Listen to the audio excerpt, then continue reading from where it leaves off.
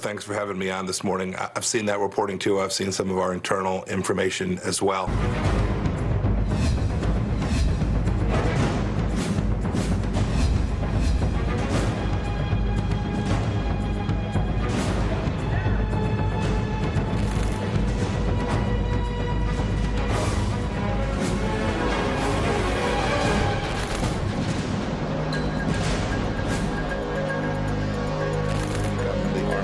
Choice for terrorist groups and dictators.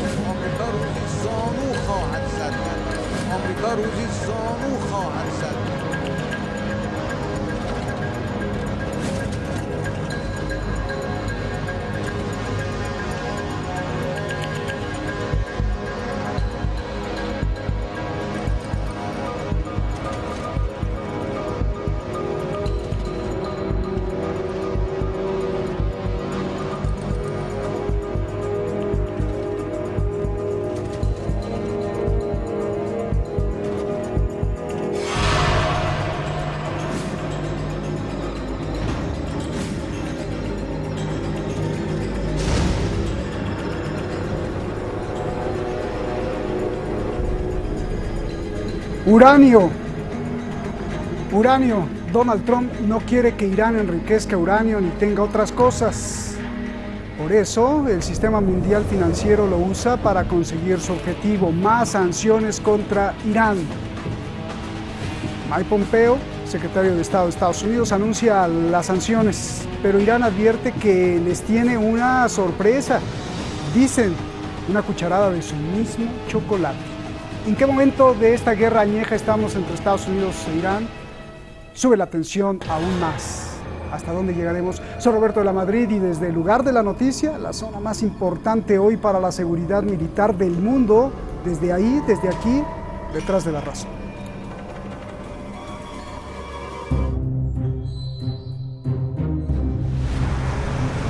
En los últimos meses, Estados Unidos ha impuesto más y diferentes tipos de sanciones contra Irán. Las sanciones de Estados Unidos son principalmente contra el Ministerio de Defensa de Irán, la Organización de Industrias de Defensa de Irán, el Banco Central, el sector petroquímico, naviero, comercial y de la construcción.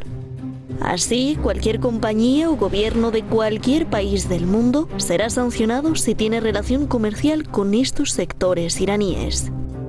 Aquí le presentamos el documento oficial del Departamento de Estado de Estados Unidos.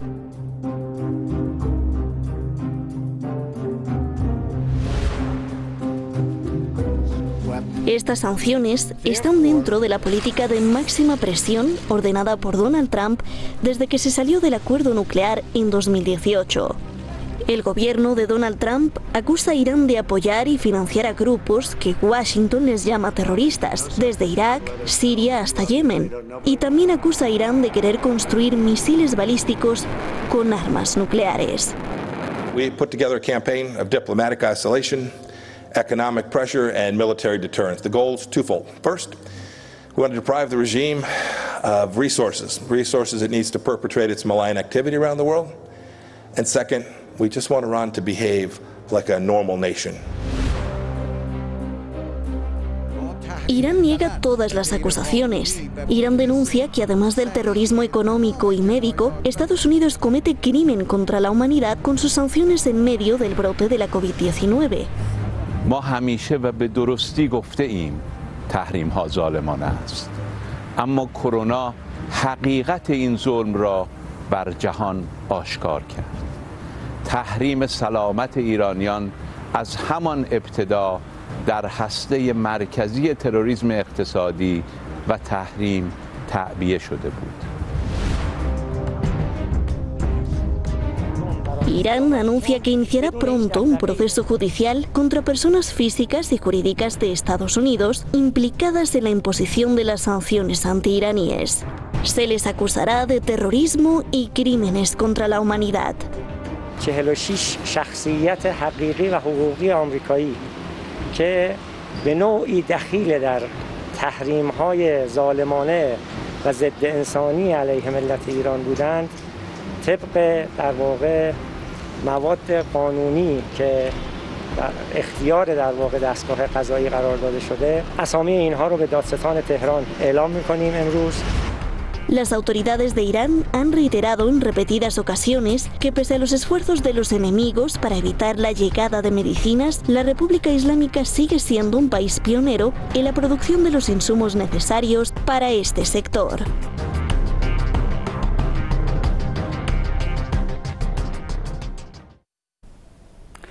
Esta noche muchas gracias a Ali Hosseini, quien está como investigador, y a Keivan Mosseinin, que está como periodista ya en jefe, y a todo el equipo de Detrás de la Razón, a Yosef Mosafari en la coordinación, y nunca me cansaré de agradecerle al número uno. ¿Quién? Pues usted. Sin usted estaríamos pues solos ahí en la montaña hablando solitos. Esta noche queremos debate, veamos. En España levanta la espada persiguiendo las causas justas, por eso es activista y activista contra la guerra, implicado en la ayuda internacional, escritor sobre todo en prestigiosos medios contestatarios. Eduardo Luque, analista internacional. Buenas noches.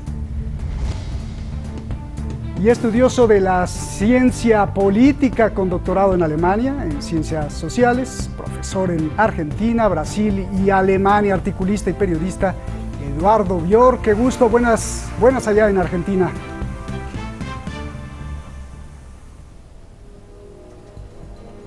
Eduardo, comienzo contigo.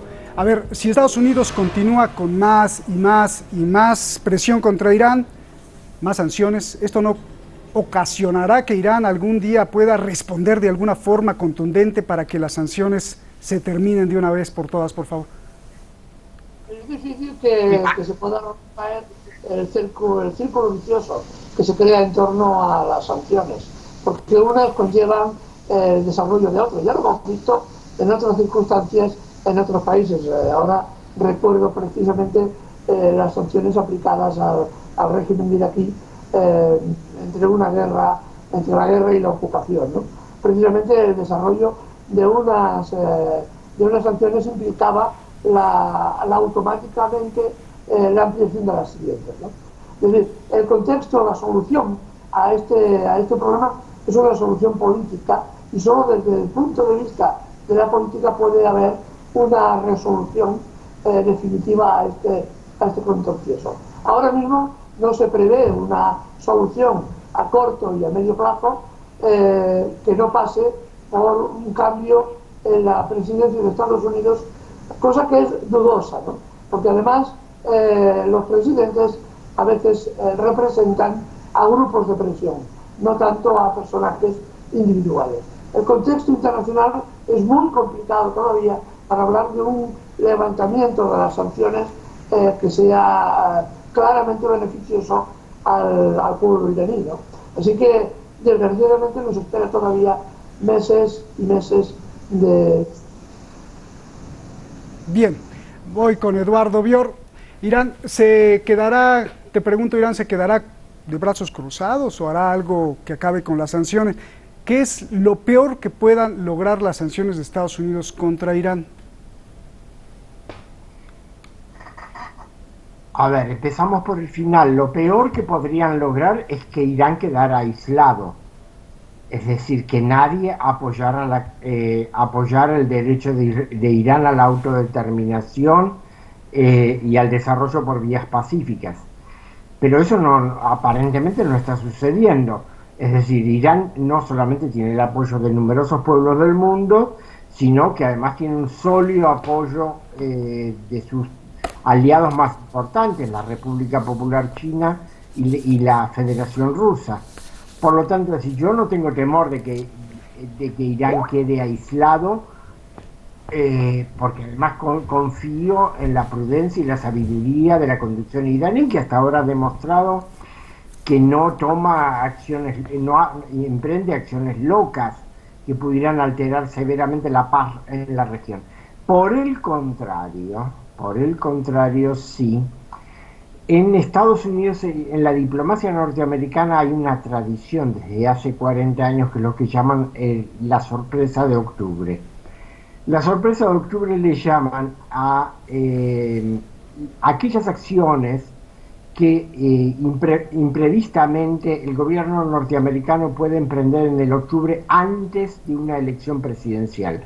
Recordemos que el 3 de noviembre hay elecciones presidenciales en Estados Unidos, que el presidente Trump va muy detrás de su contrincante en las encuestas, que ha sufrido ahora el percance de la enfermedad, no sabemos con qué alcance ni con qué gravedad, que dentro de poco, la semana que viene, tiene un nuevo debate presidencial y puede estar muy tentado de él o el Estado profundo, y ahora voy a hablar sobre eso, de realizar una sorpresa en el Golfo.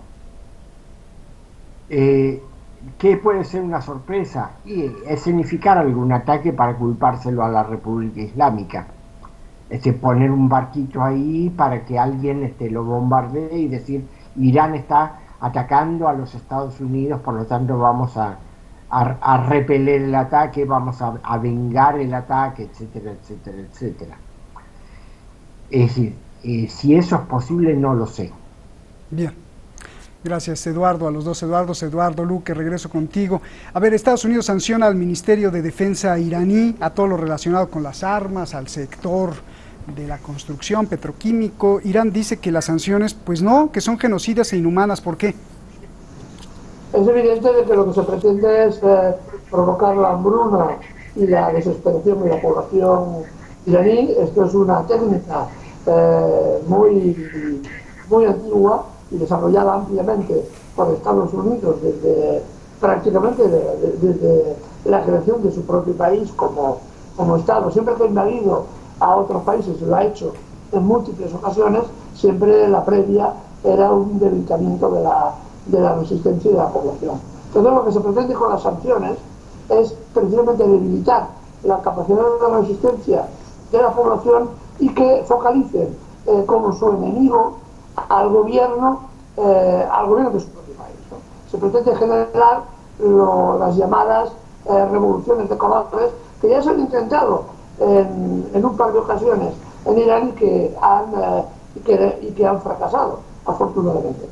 Entonces, el objetivo es, gracias a la presión económica, provocar la hambruna y el descontento en la población para que ésta culpe a su propio gobierno y se inicie el proceso de un cambio de gobierno a favor de los intereses de los Estados Unidos. Como digo, este objetivo evidentemente no lo están consiguiendo, evidentemente no lo van a conseguir.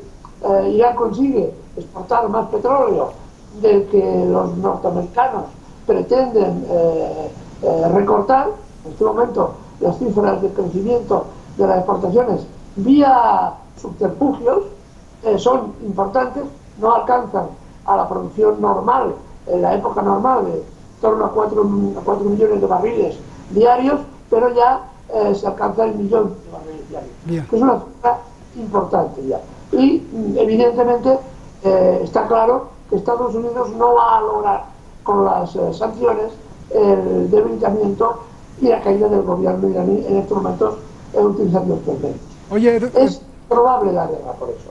Eduardo Luque, a ver, ahí tú me estás diciendo y yo también te agrego, el gobierno de Irán denuncia que las sanciones le están pegando al pueblo iraní. ¿Qué podría hacer el gobierno en última instancia para defender al pueblo iraní? Se pueden hacer muchas cosas, ¿no? El problema es luchar entre dos factores complejos que ahora tiene el gobierno iraní. Por un lado, tiene que reforzar su capacidad militar, puesto que sin esta capacidad militar daríamos paso a la intervención agresiva directa de Estados Unidos. Por lo tanto, ahí hemos de derivar una gran parte del presupuesto nacional hacia el sector defensa, que es el que asegura la integridad territorial y la integridad del país, y por el otro lado hemos de ayudar y potenciar a las familias iraníes que lo están pasando muy mal, y aquí entran diversas medidas que se pueden obtener. Fundamentalmente una ayuda alimentaria, al alquiler, a la vivienda y sobre todo una reducción del paro, aumentando la producción interna, que es la clave ahora de la posibilidad de resistencia de Irán. Si Irán transforma su política industrial, una política de producción interna de autoabastecimiento, puede asegurar la pervivencia del gobierno durante mucho tiempo. Gracias, Eduardo.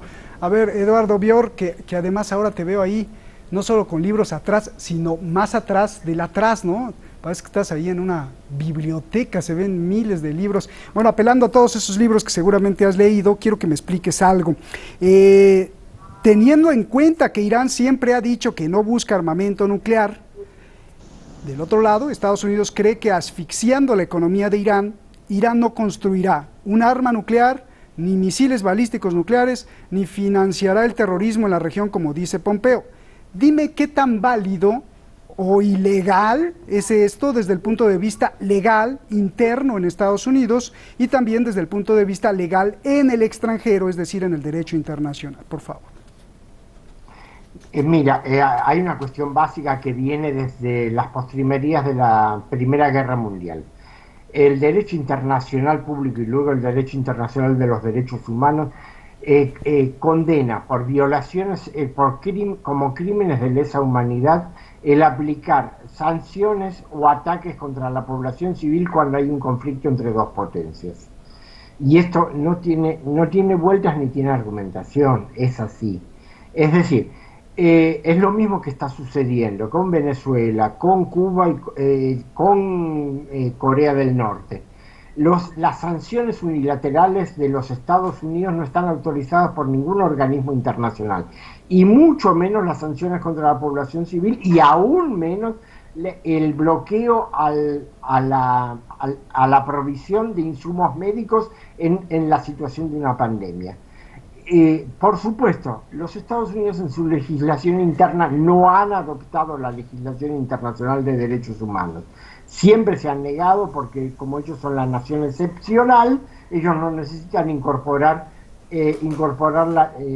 los acuerdos internacionales a su legislación. Pero eso no los exime de culpa. Es decir, fuera de las fronteras de los Estados Unidos hay una legislación internacional que, aunque está en ruinas después, digamos, de todas las campañas que los Estados Unidos han llevado adelante, especialmente desde 2001, han destruido el orden internacional y han destruido la posibilidad de reglas de convivencia. Todavía hay una herencia que en algún momento podremos reconstruir. Es decir, los Estados Unidos son culpables de crímenes de lesa humanidad al atacar a Irán de esta manera, lo mismo que a Venezuela, Oye, Eduardo, Cuba. Perdón que te interrumpa, pero por ejemplo, si tuviéramos, que sería muy difícil, claro, si tuviéramos aquí al señor Pompeo, a Mike Pompeo, pues él te diría, oiga, pero nosotros le estamos aplicando sanciones al Ministerio de Defensa y no estamos nunca aplicando ni a las medicinas ni a los insumos, ya que si eso le pega de rozón o de efecto colateral a los medicamentos, pues ya no es nuestro problema, ya es problema de Irán. Y además dijo Pompeo, bueno, es muy fácil, Irán se retracta de todo lo que le pedimos y asunto acabado y ya no hay sanciones. Eso te diría Pompeo. ¿Qué le contestarías a este señor? Bueno, ahí hay dos argumentos. El primer argumento es que él no puede desentenderse de la responsabilidad por lo que pase con los alimentos y los insumos imprescindibles para la vida de la población iraní. El segundo argumento es más simple desde el punto de vista legal. Estados Unidos se fue en 2018 del acuerdo internacional sobre el problema nuclear entre, digamos, las 5 potencias del Consejo de Seguridad y la República Islámica de Irán. Entonces, digamos, si yo estoy fuera de un acuerdo, no puedo invocar ese acuerdo para imponer sanciones a nadie. Es decir, primero tengo que volver a entrar al acuerdo, ponerme de acuerdo, valga la tautología, con los que están adentro del acuerdo, y después lo hago. Es como si en el fútbol yo que no pertenezco orgánicamente a ningún club le quisiera imponer sanciones a un jugador. Es decir, no tiene ningún sentido, es decir, desde el punto de vista de la lógica y del sentido común. Bien, pero ¿cómo le quitamos a los estadounidenses que siguen a Pompeo? Porque Pompeo dice, sí, pero es que Irán miente. Ese sería un problema que habría que decirles, oiga, pues no, no pónganse a investigar o algo así. A ver, Eduardo Luque, ¿cómo analizas la contramedida de Irán de sancionar y castigar o llevar a la corte a casi 50 personas estadounidenses ligadas a las sanciones? ¿Y qué va a lograr Irán con esto, por favor? A ver, yo creo muy poco en ese tipo de reacciones jurídico-políticas que en el fondo mezclan la política con los aspectos judiciales. Primero porque son unos procesos enormemente dilatados en el tiempo, y que cuando hay una resolución final puede haber pasado muchos años y esto queda completamente desautorizado. Por ejemplo, me acuerdo cuando se juzgó al señor Milosevic por el caso yugoslavo, que se le acusaba de grandes delitos de lesa humanidad, y 17 años después la Corte Penal Internacional dictaminó que era inocente, ¿no? Cosa curiosa, cuando ya había muerto. Es decir, esto ocurre igual, ¿no? Hacer este tipo de argumentación jurídica se ha de hacer, puesto que esto implica también, tiene un eco internacional importante que demuestra quién es el agresor, quién es el que incumple la ley y quién es el que cumple las normas que se establecen. Y es importante hacerlo, pero tiene un impacto muy relativo a nivel político, porque ya digo, Sí, porque además la investigación va a ser aquí adentro, en Irán. ¿Perdón? Sí, porque la investigación y el proceso va a ser aquí en la Fiscalía de Irán.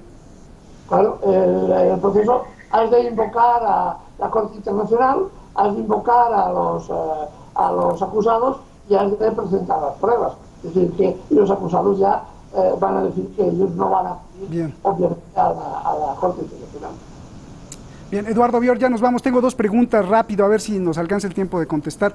Hay quienes piensan que no hay diferencia entre el Partido Republicano y Demócrata en Estados Unidos, pero yo te pregunto, si gana Trump, es evidente que la presión contra Irán pues seguirá igual o peor. Incluso podría haber hasta confrontación militar, pero si pierde y ganan los demócratas, ya Biden ha hablado que podría regresar al acuerdo. ¿Cómo serían las cosas? ¿Hay o no hay diferencia? ¿Y cuáles serían los riesgos? Esa es una. Y dos, la política de máxima presión contra Irán obviamente le conviene al gobierno de Donald Trump, pero ¿a quién más le conviene? Puede ser que le convenga a todos los productores del petróleo del mundo y también a los compradores, porque así hacen que el petróleo iraní se abarate. Por favor. En la segunda te doy absolutamente la razón, así respondo brevemente. En la primera, tengamos en cuenta lo siguiente. Del lado de Trump están los halcones republicanos, Mike Pompeo y todo el equipo de la CIA y del Pentágono que necesitan una guerra simplemente para mantener empleados a toda la industria militar e industrial, y después que destrocen algún país mandar a las empresas constructoras amigas. Del lado de Biden, en el equipo de política exterior de Biden, se conviven Tony Blinken, que estuvo en el Gabinete de Seguridad Nacional de Obama, con la política que ya conocemos, y Nicholas Burns, que estuvo fue subsecretario de Estado en la época de George W. Bush. O sea, no sé si quedarme con la peste o con el cólera. Es decir, en cualquiera de los dos casos va a haber una política agresiva. ¿Por qué? Por lo que acabo de decir en la respuesta a tu segunda pregunta. Porque les interesa borrar a Irán del mapa petrolero internacional o hacerse cargo ellos de su industria si pudieran ocupar Irán. Entonces, probablemente uno puede elegir la guerra directa, es decir, la confrontación militar. El otro va a optar por las operaciones encubiertas, tratar de asesinar a líderes iraníes, como ya han hecho con el mártir Qasem Soleimani a principios del año. Bien, pues gracias, Eduardo Luque. A ver ahí, ya que me dijo que pues ya ni hay que preguntar, que sí, tú coincides, la política de máxima presión contra Irán, pues obviamente le conviene al gobierno de Donald Trump, pero también le conviene pues a otros, ¿no? A los productores de petróleo del mundo, y ahí está Rusia y todo el mundo, porque pues el mundo casi no hace nada contra las sanciones de Irán, y también a los compradores. China está comprando petróleo barato. Sí, evidentemente se está uniendo, aquí hay un conjunto de factores que influyen, pero no hemos de verlo todo en ese sentido negativo. China, por ejemplo, ha firmado un enorme acuerdo económico con Irán que le ha dado y está dando un fuelle, un pulmón muy importante. Por un lado, se aprovecha del petróleo barato, por otro lado, ayuda también al gobierno de Egipto. Gracias a los dos, Eduardo Luque, Eduardo Bior, un abrazo. Gracias, buenas noches. Y mire usted, aquí en la región, aquí, junto a unos kilómetros, bueno, bastantes kilómetros, pero cerquita, en la frontera se escuchan los cañonazos, los misiles, los cohetes, los aviones. Irán protesta porque ya están cayendo pedazos de cohetes en su territorio. ¿Quién está ahí? ¿O de qué estamos hablando? ¿O qué está? Pues es la guerra. Asistimos a otra guerra que ya denunciamos aquí la semana pasada. ¿Cuál es? Armenia y Azerbaiyán. Países vecinos se pelean por una región, un conflicto que podría arrastrar a todo el mundo. Rusia, Estados Unidos, Francia, Israel y sobre todo Turquía. El analista Francisco Javier Martínez nos alerta que incluso esta guerra podría ser la tumba de Erdogan, el presidente de Turquía. Ya hay muertos y ya hay heridos. ¿Cómo Vladimir Putin y Donald Trump van a parar esto? Mañana aquí, en Detrás de la Razón. Vamos a la guerra. Como quisiera hablar de otras cosas, pero eso será cuando no haya guerras ni injusticias. Mientras, estamos obligados a denunciar. Hasta mañana.